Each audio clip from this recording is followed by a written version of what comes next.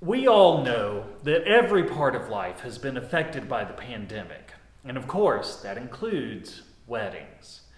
Now, for whatever reason, I don't often have a whole lot of weddings on the books as the pastor here at St. Anne's. So you can imagine my joy last year when couple after couple after couple kept coming to me and saying, "We're engaged, we're getting married in 2020, yay!" 5 weddings, some for parishioners, some for family, some for friends, all of which were supposed to take place this past spring. Oh, if only we had known.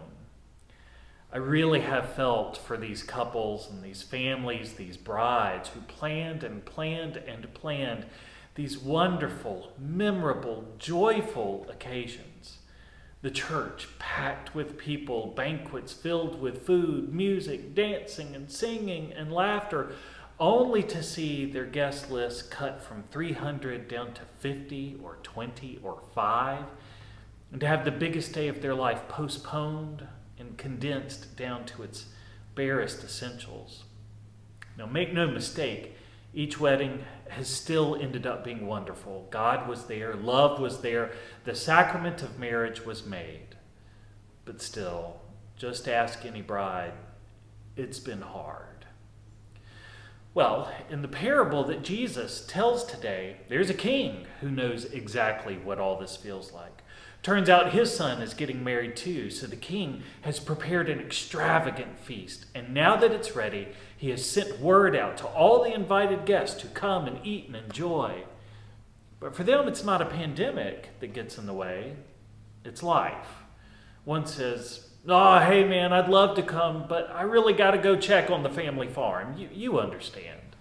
Another says, "Wow, I'm thrilled for you, but I got some things I really need to tend to with my business. You know how that goes. I hope you'll accept my regrets." And one after another, every single guest on the list phones in and says, "Sorry, dude, we just can't make it." But what's a party without people? So the king says, "Fine."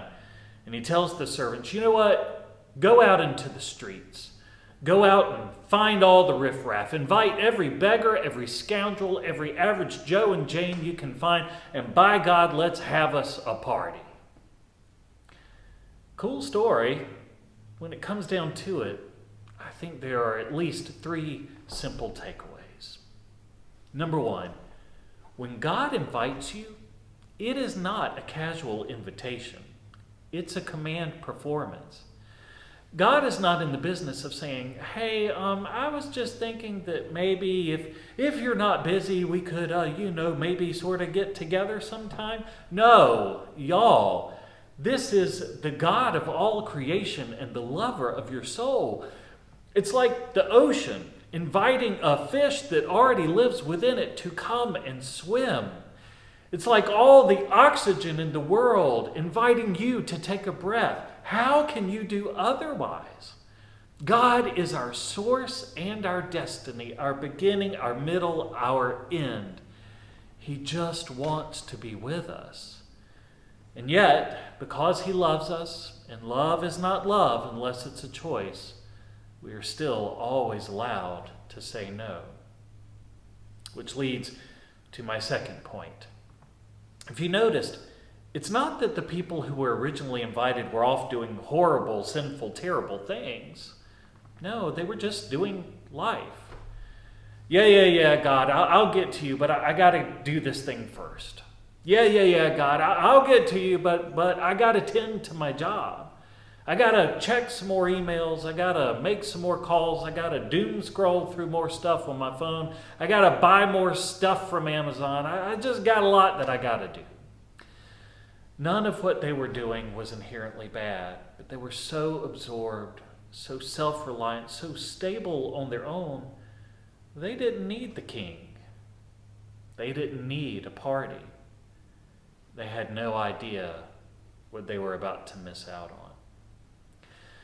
As the New Testament scholar William Barclay once put it, the tragedy of life is that it is so often the second best which shut out the best. That it is the things which are good in themselves that shut out the things that are supreme, We can be so busy making a living, he says, that we fail to make a life. That leads to my last point. Grace is the invitation that gets you in, but it only works for those who are not already absorbed in their own self-sufficiency. I'll say that again. Grace is the invitation that gets you in. It's totally free. You cannot earn it. It does not depend on whether you are good or bad. It's just a free invitation to love, but it only works for those who are not already absorbed in their own self-sufficiency. Here's the truth of the matter. If you're doing just fine, if you've got it all figured out, well, then you're going to miss the party. But if you're begging, if you're weeping, if you're sick, if you're dying, well, then this party is tailor-made for you. As the late Episcopal priest Robert Capon once put it, this parable says that we're going to be dealt with in spite of our deservings, not according to them.